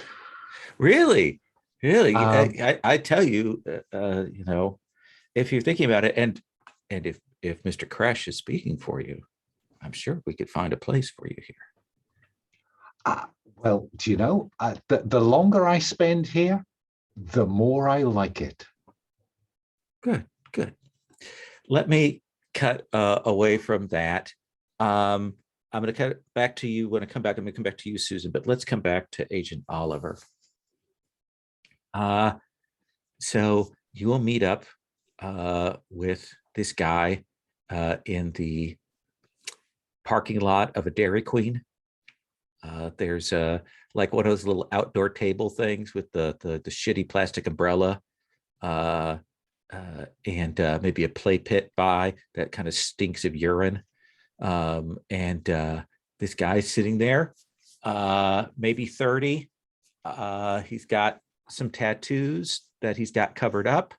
Has a baseball cap, white. And you can see that he's clearly got a couple of teeth missing. Looks like kind of from fights. And he says, "You're." I'm going to say, "You're Oliver." He gave a cover name, but we'll say, Yeah. "You're Oliver." Yeah. Hi, Lorenzo. Sit down. Sit down. What? You're not local. No, I'm not local. And I see that's a big problem in this town. Not for me. Not for me. I could tell by your hair. Oh, yeah. But how would someone get around not being local?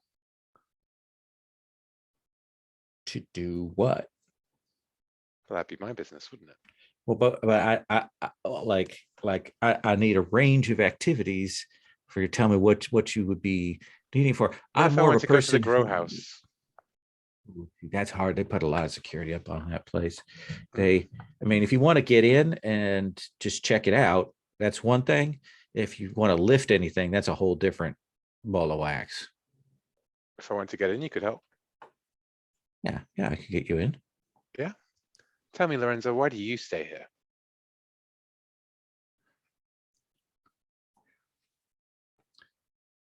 See, like I do pretty well for myself. Yeah, I Like figured. they're right on the margins. People need stuff. They get desperate. They get hungry enough, and they're willing to pay for what they need. And I go just a little bit of a cut below what they're charging in the stores. That's enough to make things work. It's an opportunity. I see where you're coming from. Absolutely, absolutely. You know, I've got programs to get you around the porn filters. You want something like that? I can do that. I can get you a better quality of cigarette around here. You About know, this guy. And I pull up a picture of Petkovsky. You know him? I know him. He's an arc. Yeah, he's a narc. Do you know where he lives? No, I know he's middle. He's middle. Yeah, Middle he's management. middle in the pyramid. Middle Like in the he's pyramid, I see. like he's one of the ones who thinks he's going to get up, going to get Yeah. higher. And then you got Crash at the top, right? Well, you got a bunch of the deacons up there at the top. The deacons. Yeah, the people who are kind of the city council, the mayor, sheriff, that kind of thing.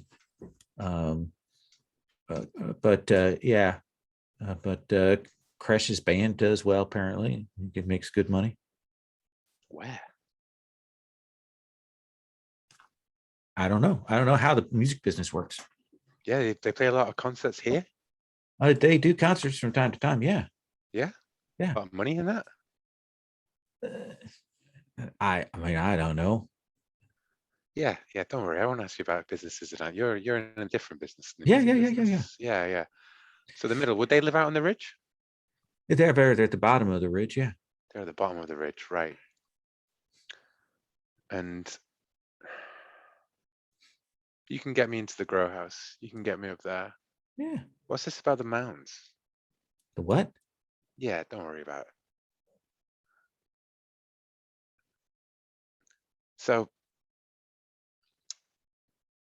do they know about your operation, do you think?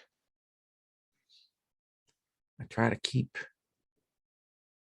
my head down. Like, I don't muck with anything too serious, anything too heavy. People who fuck with that, that's how people get taken out to the field and out to the training ground and get a bullet put in the back of their head. The training ground. That's where that happens. That's what I heard. The field's a different place, or the field, the training ground? The field's a training ground. Field's the They training ground. they like there's some people who start talking shit like unions, things like that, crazy shit, and those are the kinds of people that get a cap put in them. And Right. people who deal in more dangerous stuff or stuff to really get around their control around here. And I don't fuck with any of that stuff. Yeah. What do they really hate here more than anything else, other than unions? Drugs? The drugs is fine. Drugs Yeah? is fine. Yeah. Okay. Okay, you're gonna get me into that grow house then, Lorenzo. Can you do it today? Oof. That's a tall order. How much you got on you? Oh, credit. You got a bank account, right? See, now here's the thing is I got to operate in cash because I can't operate via the PayPal because like they keep a track on that stuff. Well, I got about $200 in my wallet. Now, if you have some Bitcoin, I can work with some Bitcoin. They love the Bitcoin around here. I can get you some Bitcoin. Oh, hey, I'll you give me some Bitcoin and I'll get you in wherever you want.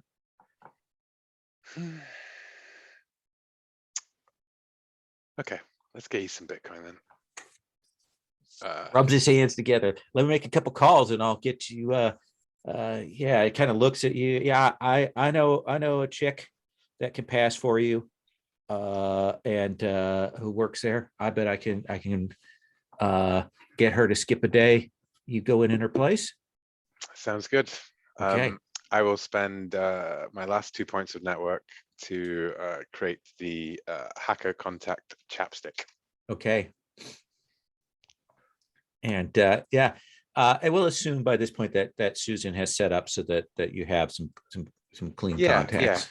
After this conversation is done, the recording of it that Jean had from her phone in her pocket on record is being packaged up, encrypted, and sent to that Jefferson file. At Dropbox. Okay. Because that is, if I go missing, that is all the pretext that an FBI agent would need to open an investigation into this place officially. You know, people disappear when they talk about unions, and they go up to the prison site that no one has on record and is not under federal oversight or anything like that. That seems we clearly fair. don't. Yeah, we clearly don't want to tip our hands in that way because it risks exposing the unnatural to the wider world. But yeah, that seems more than fair. Okay.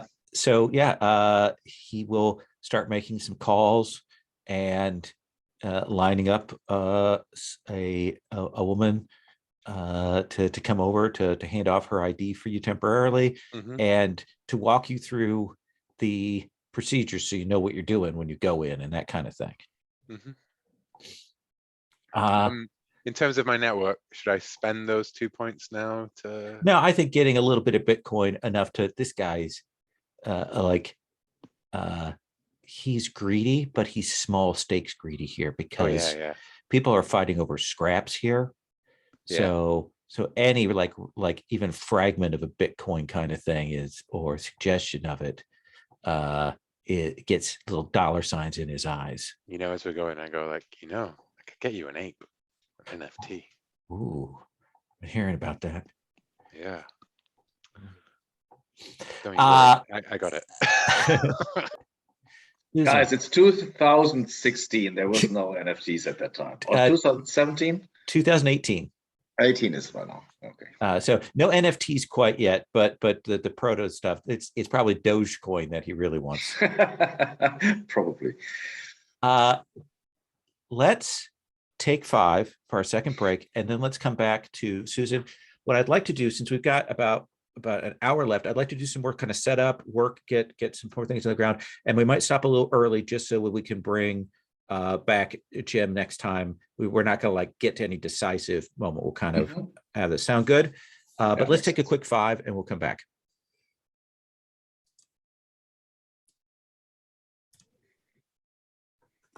So Krish sits down, hands you that coffee, sits down, puts a bag of some caramel corn out there. He says, "Tell me about yourselves.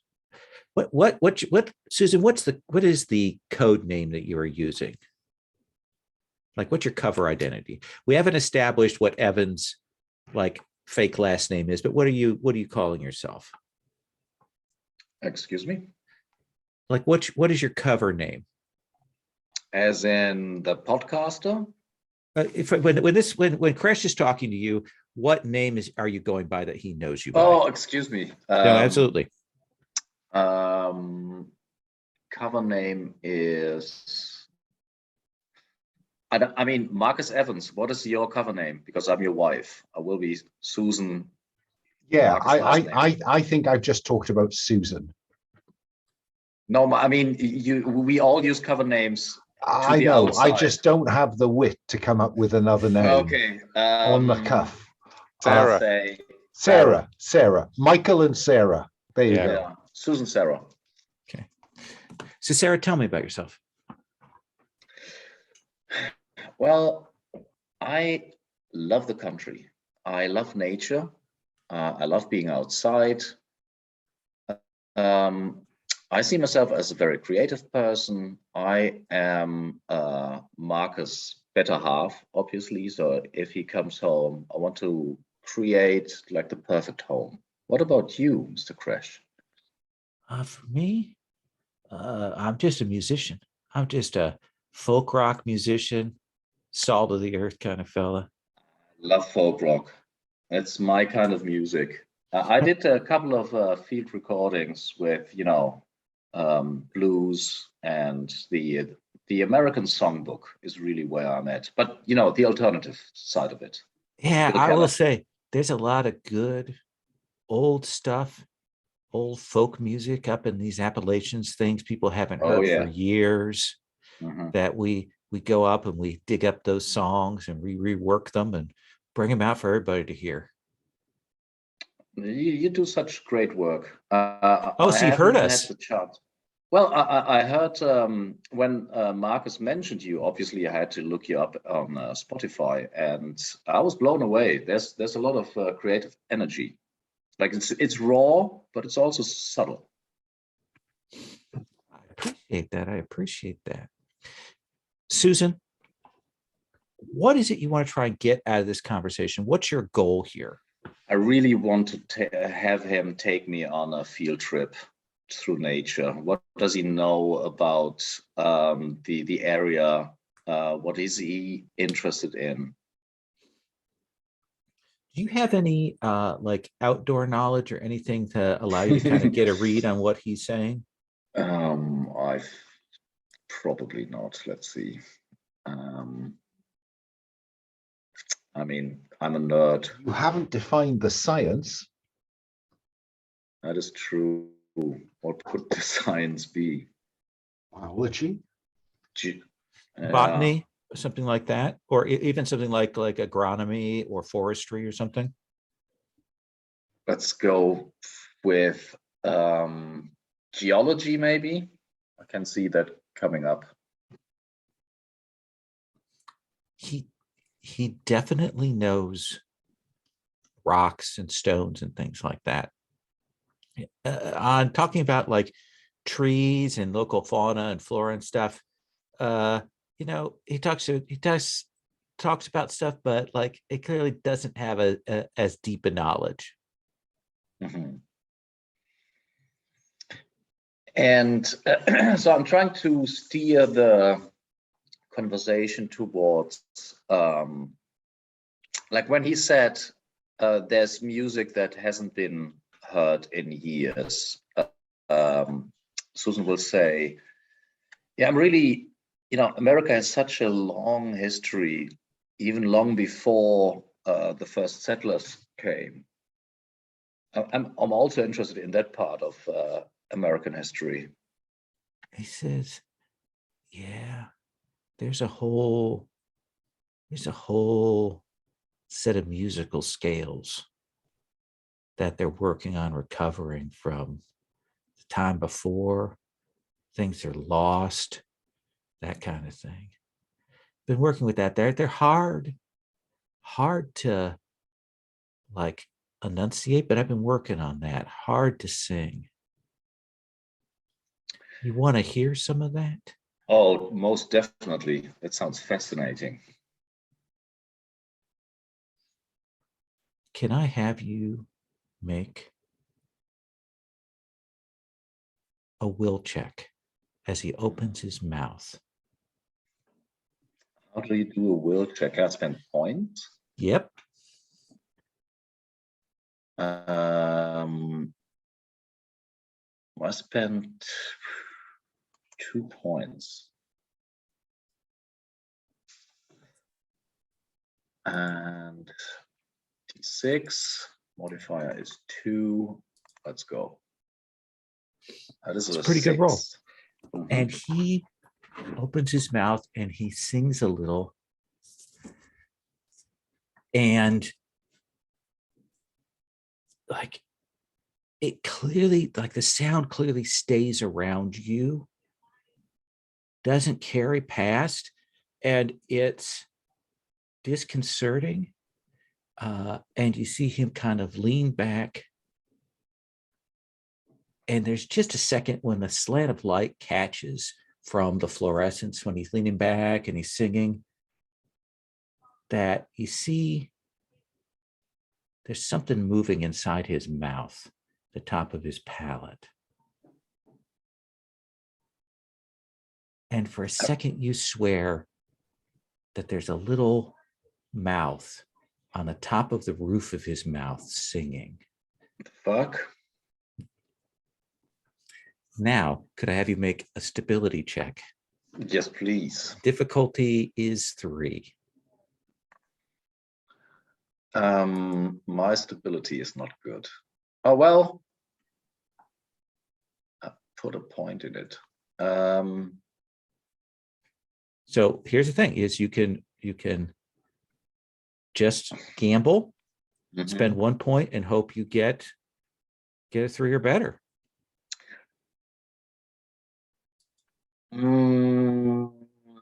I think I just pay the price. Except with a test of 3, you have to roll. You can choose not to. With difficulty 3 stability test, you have to roll. Okay. So you can choose to spend nothing and roll, and it's a 50-50 gamble. Are they bringing the bonds in any way? You can spend bonds to resist too. If you want to bring this down? Actually, thank you. I've forgotten about that. So do you want to spend bonds to reduce the difficulty? I will spend 1 point of my Baltimore Sun colleagues. Okay. And I will spend 2 on the roll, I guess. So if you take it down, if you take it down to a Yeah. difficulty of 2, you can just spend the 2 and not have to roll. Oh, cool. Okay. I will do that. And he says, "How is that, Joanne?"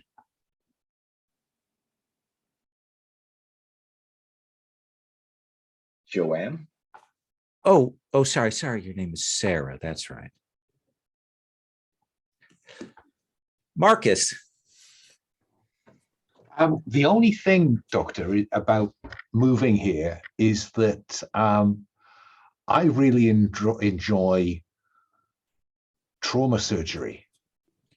And my guess is, because the great thing about working for Uncle Sam is he finds it enormously difficult to keep track of you when you don't want to do private work. And so I do some trauma work or some, surgery, and I'm sort of guessing that this seems like a really quiet town. I've noticed, a lot of law and order, everything nailed down. You'd have any use for that kind of skill set, would you? Do you want to make a social interpersonal spend here? Yeah, I think I want to negotiate access to any recent traumatic surgery or wounds, for instance. He'll say, "We don't get much, but every once in a while, there's an accident up at the facility, up at the center. Mm-hmm. Let's just say that OSHA doesn't keep a real good check on that place, and I've seen some shit up there."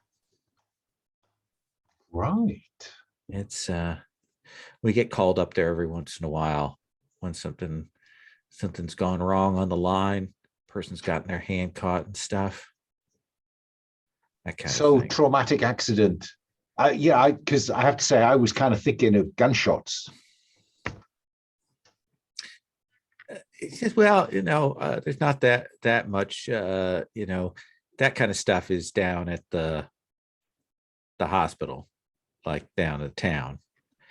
Up here, we don't get much of that stuff. That's real, like they take stuff down there." I see. Right. He says, "But if you want, there is lots of room for advancement here. Like this town, come in, like you can do real well for yourself. Just got to invest a little of yourself here. You get back what you put in. And more. You get a lot more."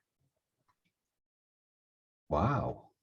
Well, that is certainly something to think about.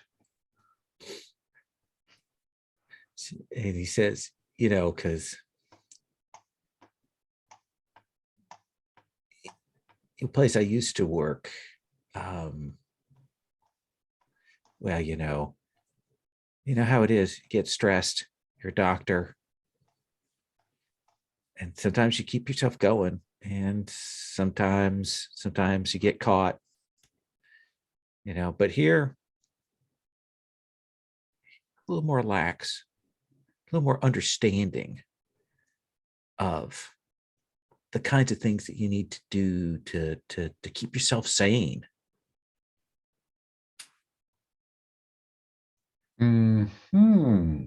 Absolutely. I'm sure Crash has already given anyway, but yeah, you should seriously think about that. He says, "Well, this guy, this young man, we'll get him into one of the treatment rooms. We'll get an IV drip. Looks like we might have to do some cutting on that foot, though." Well, he doesn't need to hear this. Yeah. From what you're Bedside saying, manner. Sorry. From what you're saying, Yeah. Did I make a bit of a faux pas in bringing him here? Well, did you talk to Crash? Well, only he happened to be I was on the phone to him when I hit the guy. Don't tell anybody. Look, if he gave you the okay on it, then everything is fine. You don't have to worry about anything. I just feel maybe I should take him to the other place. If Crash signed off, you're okay. You don't have to worry about that. Okay. Okay. I just feel a bit embarrassed now. No, it's all right. Because I'll have a nurse keep an eye on him. I think he's relatively stable, Dr. Evans. So yeah, what's with the thyroid, do you think? People, they don't take care of themselves. They don't eat right. They put dumb stuff in their body. That's how you get these things. It's really, I wish they knew to take better care of themselves. Okay. Agent Oliver. So you want to get in to the grow place? I want to see what's going on in the grow place. Yeah. Okay. And Agent Rajavi, what are you doing kind of in the after this conversation that goes on between you? Well, I have one follow-up question. That little mouth, was that reminiscent of the mouth that we seen, on the throat, like a couple of episodes ago? It is similar to how Dr. Marcus Evans described it to you. Yeah. Interesting. I would love Crash to take me on a nature walk, but maybe it makes more sense for Marcus to He says, join us. your husband might be tied up with stuff for a while. Why don't you take the time? Why don't you and I go for a walk in the woods? Oh, that would be lovely. And Marcus was right. You are an angel. He laughs. And I think actually you arriving at the grow place with the ID, you going on a nature walk, you, Dr. Evans, returning from this, I think that's where we're going to stop for today. That will give us time to bring Jim in, to tie some of those things together and see where we go from there. Does that seem fair? That seems fair. Yeah. Okay. And I think the way that we left it with Jim is a loose end essentially in town, right? Because like he was Gene's backup, and I don't need him for anything. So like Jim can be doing whatever. Yeah. If there's something you want to have happen or want to have established, or even equipment for Jim's absence, like as a payoff for that, we can talk about that starting next session. I think we'll probably be encouraging him to take a visit to that clinic in town. Well, I mean, that's one of the things I was going to bring up was one of our objectives is to sanction Petkovsky. And Gene's going to be off the radar. We can't really communicate with each other. Susan's not going to be there when you get free, Marcus. Marcus knows what his mission is. But would he do it? Would he do it? Then that's a question. You could, if you want to check in with Jim and have him assigned to that exploration and sanctioning task, that's also an option. But we'll discuss that at the start of next session. I would like to do a quick stars and wishes, things you liked, enjoyed, and then particularly things you want to see in the next session. So we've got this session, coming up session, and then 2 more. And also note that not next session, but the session after, you will be on your same time. I will be shifting my time to match yours, just because I know that there's a time change thing. So it's different on my thing. I look and I see 3 p.m. rather than 2. Do be aware that I am taking that into account. So it should be the same time for you across the board. Okay. Perfect. Yeah. Alan, can I say that's very generous of you to take the time change hit? No, it's fine because it's so weird that we got that delay, and it's like the opposite of last time. Last time you changed before me. I don't understand capitalism. Marcus. Dr. Evans, stars, wishes? Oh, stars. Well, you know that I am very, very excited by the sheer creativity of what you're doing with these sessions, Lowell. I think that they are remarkable. You are capturing, well, I put it somewhere else, the American condition, and just dissecting it. It's being pinned out on a board. It is very impressive. So your big star to you. Also, stars today, particularly for the way everyone just rolled with. Oh God, I've just hit somebody. And then off we went. So yeah, no, I this is just wonderful. It is delightful, and I am enjoying Jean, going to the dark side of the social world, and at the same time, Susan is going to the very dark side of Rick Kresh. Is this a man I would walk in the woods with? No. So those are my stars. Wishes? Oh gosh, no, just more, please. The winding up of discomfort in a comfortable environment. I think that's really tricky to pull off. But that is what makes this really different for me. Is that I can do gothic horror, but I can't do this kind of horror, darkness in the light thing. Mm-hmm.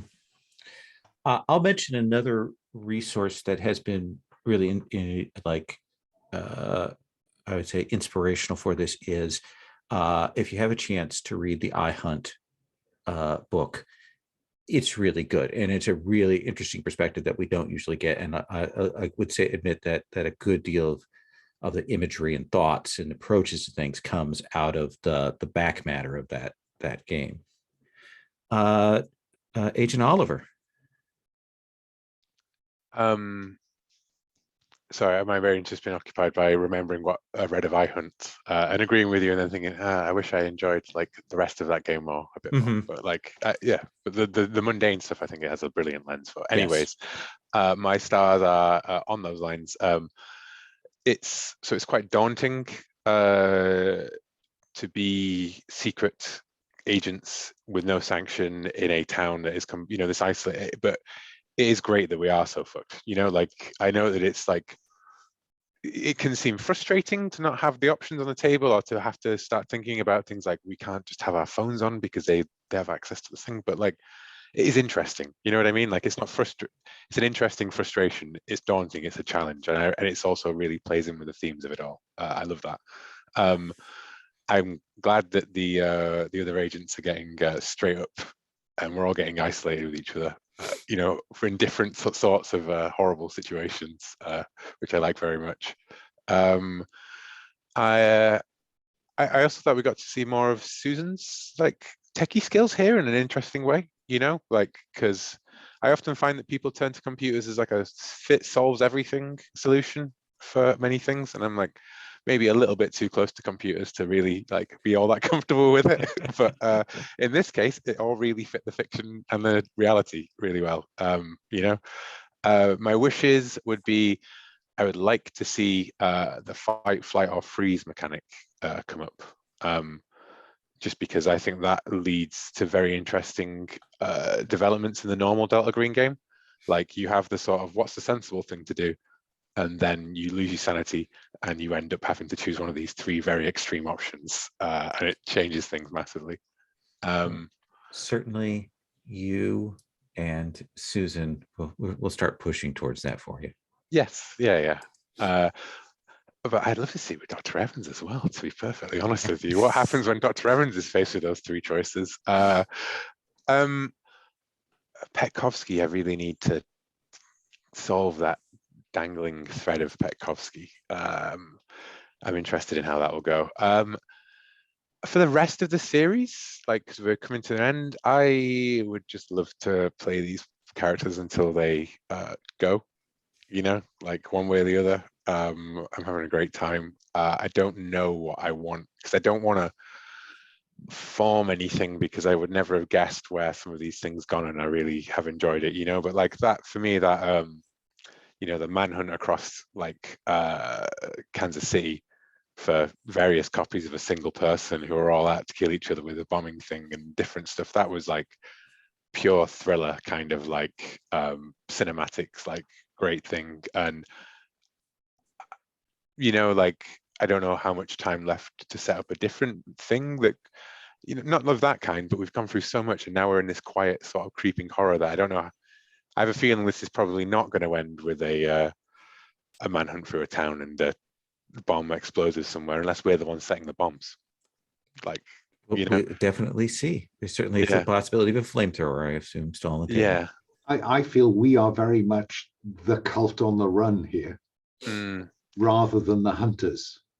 Yeah, I guess maybe if we have the time, you know, like with the way things go or whatever, I guess I would like another scenario a little bit like that one, in terms of that we are back on the position of being the hunters, at least in the sense of being government agents who can abuse our Proactive, powers. active, dealing with things. Yeah, yeah. Well, more just like anywhere but that's not this closed little psycho community. You know what I mean? Like Yeah. anywhere else in America, we could flash that FBI badge and it would be like kick open the door, do what the hell we like in 90% of cases. Here it's like hide. Yep. Yeah.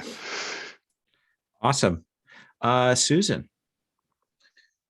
Like the session very much. I think that the winding down thing is super fascinating, and I like the most about last session and today's session. So thematically, staff to you, Lowell, and wishes again. I want to see you know, the willpower drained of these agents, and at least one maybe realizing that they really like to stay. I don't know if Evans has the I don't know, the incentive to stay, or Susan and Oliver don't have enough willpower anymore. But that would be a cool end to that scenario, which is a great scenario.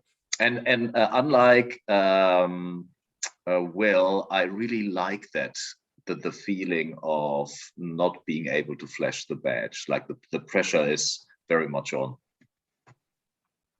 Yeah, it reminds me a little. There are some of those, like one of the scenarios they did on Fear of a Black Dragon was Curse of Castanegro, which is an old Call of Cthulhu, and it very much has that feel because you have to go to this very isolated place, and like you have no support system there, and that's a little bit of what I wanted here. That kind of danger as opposed to the tools that you had to use before. Yeah. So it's a bit more Cthulhu Dark than Delta Green, but yes. I love it. Thank you all very much. I'm going to stop the recording.